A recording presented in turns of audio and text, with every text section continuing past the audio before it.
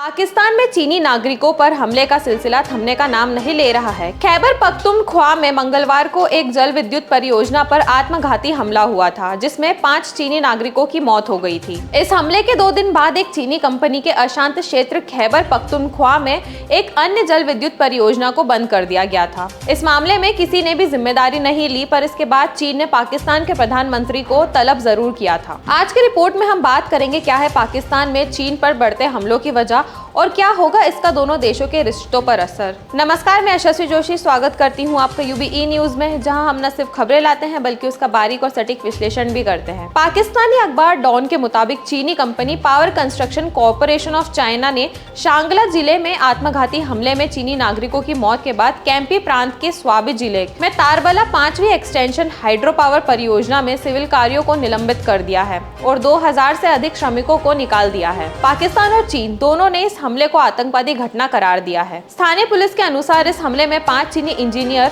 और एक पाकिस्तानी ड्राइवर की मौत हुई है। पाकिस्तानी अधिकारियों ने इस घटना की घोर निंदा की है। प्रधानमंत्री शहबाज शरीफ ने चीनी राजनयिकों से मिलकर दुख प्रकट किया है। चीन की ओर से इस हमले की जांच की मांग की गई है। ऐसा पहली बार नहीं हुआ है कि पाकिस्तान में चीनी इंजीनियरों या CPEC China Pakistan economic corridor project से जुड़े लोगों को चरमपंथी संगठनों ने निशाना बनाया हो। अब सवाल यह है कि पाकिस्तान में चीनी अधिकारियों या काम करने वालों को कौन निशाना बना रहा है और क्यों। चीन पाकिस्तान में 62 अरब डॉलर का पूंजी निवेश कर रहा है, जिससे देश भर में विभिन्न परियोजनाओं के जरिए सड़कें, डैम, पाइपलाइन और बंदरगाह पर काम किया जा रहा है। साल 2021 में भी दासू प्रोजेक्ट के पास चीनी इंजीनियरों की बस पर हमला हुआ था, जिससे पाकिस्तान और चीन में गैर कानूनी घोषित तहरीक-ए-तालिबान पाकिस्तान (TTP) से जोड़ा गया था। इस हमले में 9 चीनी नागरिकों समेत 13 लोग मारे गए थे। इस मामले में 2 को मौत की सजा सुनाई गई थी। दासू वह जगह है जहां पाकिस्तान और चीन के बीच एक समझौते के तहत डैम के निर्माण का काम जारी है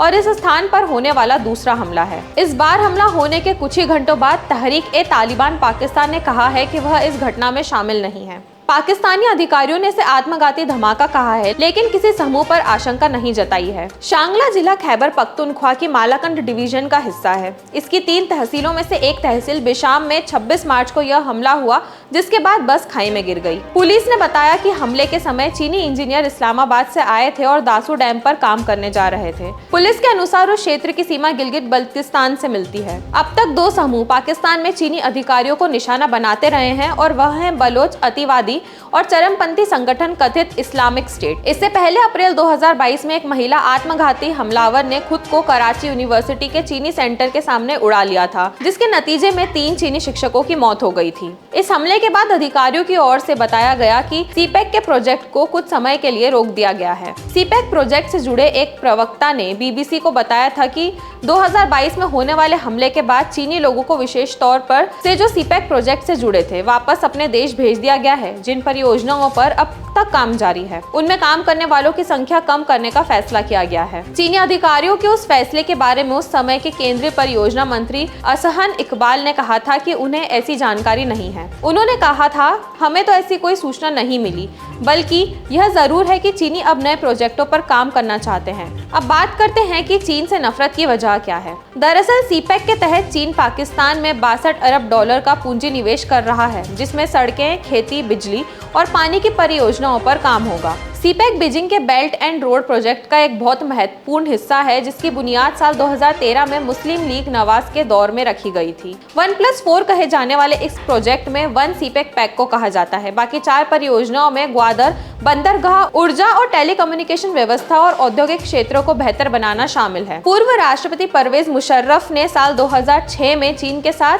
MOU पर हस्ताक्षर किए थे, जिनमें लगभग 50 परियोजनाओं पर काम होना था। बलूचिस्तान के मुख्यमंत्री के पूर्व सलाहकार डॉक्टर कैसर बंगाली ने बताया कि ये परियोजनाओं से अधिक एक विश लिस्ट इच्छाओं की सूची थी। इसमें यह साफ है कि इसमें MOU के तहत काम नहीं हो सकता था, क्योंकि यह असंभव था। विश्लेषक जयगम खान ने कहा कि बलोच चरमपंथी यह आशंका जताते हैं कि चीनी परियोजनाओं से उनके क्षेत्र की डेमोग्राफी बदल जाएगी और बचे कुचे संसाधन खत्म हो जाएंगे। चीनी अधिकारियों ने अपने एक बयान में पाकिस्तानी अधिकारियों पर जोर दिया है कि वह पाकिस्तान में आतंकवादियों के खिलाफ कार्रवाई करें।